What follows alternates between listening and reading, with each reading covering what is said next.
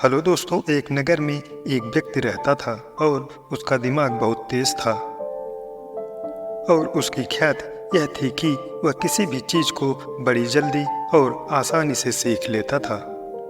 जहां अन्य लोगों को किसी काम को सीखने में महीनों या वर्षों लगते थे, वहीं पर इस व्यक्ति को उसी काम को सीखने में कुछ ही दिन लगते थे। उसकी ख्याति दूर दूर तक फैल गई थी और कहा जाने लगा था कि उस व्यक्ति के जितना बुद्धिमान कोई नहीं है। परंतु वह व्यक्ति तो जानता था कि वह भीतर से क्या है। हर व्यक्ति जानता है कि वह भीतर से क्या है, चाहे वो भीतर से कुछ भी दिखाए। वह व्यक्ति भी भीतर से तो परेशान था, परंतु वह अपने अहंकार से अपनी परेशानियों को ढकना चाहता था। वह व्यक्ति अपनी प्रसिद्धि को और बढ़ाने के लिए तरह तरह के काम सीख रहा था। वह चित्रकारी करना जानता था, वह मूर्ति बना सकता था और वह गीत भी गा सकता था।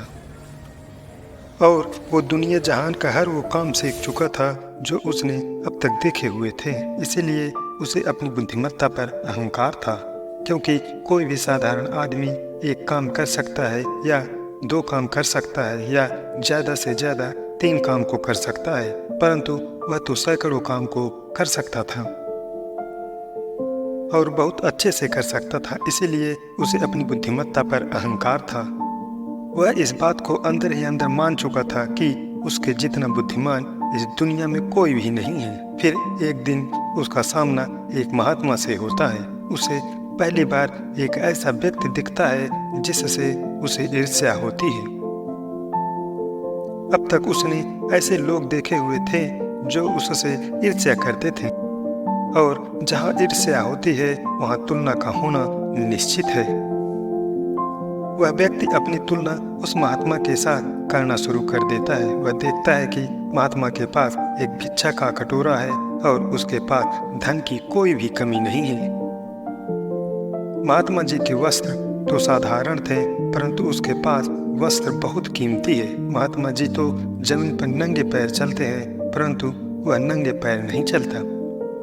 इसी तरह से वो आदमी सैकड़ों चीजों से अपनी तुलना महात्मा जी के साथ करने लगता है, परंतु हर तुलना के बाद भी वह पाता है कि उसकी ईर्ष्या महात्मा के प्रति 1% भी कम नहीं होती है।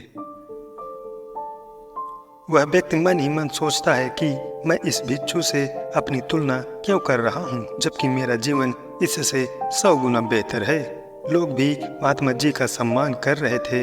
वह सोचने लगा कि आखिर इसके भीतर ऐसा क्या है जो मुझ में नहीं है और जिसके कारण मेरे भीतर इसके प्रति ईर्ष्या है। बहुत देर तक उलझे रहने के बाद वह व्यक्ति तय करता है कि वह महात्मा के पास जाएगा और उनसे पूछेगा कि उनकी उपलब्धि क्या है। वह व्यक्ति अपने सेवकों के साथ महात्मा के पास जाता है और उनसे कहता है कि मैं इस इलाके का सबसे बुद्धिमान व्यक्ति हूँ और आप अपने आसपास जो भी देख रहे हैं मैं वो सब करना जानता हूँ। किसी भी कार्य को सीखने में मुझे बहुत कम ही समय लगता है। सभी लोग मेरा सम्मान करते हैं, लेकिन इसके बाद भी मेरे भीतर आपके प्रति ईर्ष्या है। मैं यह जानना चाहता हूँ कि आपकी उपलब्धि क्या है। ये सब लोग आपका आदर सम्मान क्यों कर रहे हैं। उसके बाद महात्मा जी कहते हैं कि वैसे तो मेरी कोई उपलब्धि नहीं है, परंतु तुम कह सकते हो कि मेरी एक उपलब्धि है। वह व्यक्ति पूछता है कि क्या मैं जान सकता हूँ। तो फिर महात्मा जी कहते हैं कि मेरी एक उपलब्धि है कि मैं सभी उपलब्धियों को छोड़ चुका हूँ। वह व्यक्ति महात्मा जी से पूछता है कि मतलब मैं समझा नहीं। महात्मा जी उस व्यक्ति से कहते हैं कि क्या तुम्हें प्रशंसा अच्छी लगती है। वह व्यक्ति कहता है कि प्रशंसा तो सभी को अच्छी लगती है। फिर महात्मा जी कहते हैं कि क्या तुम्हें निंदा अच्छी लगती है। तो वह कहता है कि भला इस दुनिया में कौन है जिसे अपनी निंदा अच्छा लगे। उसके बाद महात्मा जी कहते हैं कि जो तुम्हें अच्छा लगता है और जो तुम्हें बुरा लगता है, मैं दोनों से भी ऊपर उठ चुका हूँ। ना मुझे निंदा सताती है और ना ही मुझे प्रशंसा प्रसन्न करती है। बस यही अंतर है तुम में और मुझ में। और उसके बाद वह व्यक्ति महात्मा जी से कहता है कि परंतु यह कैसे संभव है। महात्मा जी मुस्कुराते हैं और उस व्यक्ति से कहते हैं कि तुमने सैकड़ों काम सीखे, लेकिन एक सबसे जरूरी काम को तुम सीखना भूल गए। वह व्यक्ति महात्मा जी से पूछता है कि कौन सा काम? महात्मा जी कहते हैं कि अपने मन को नियंत्रण में करना है। क्या तुम्हें आता है?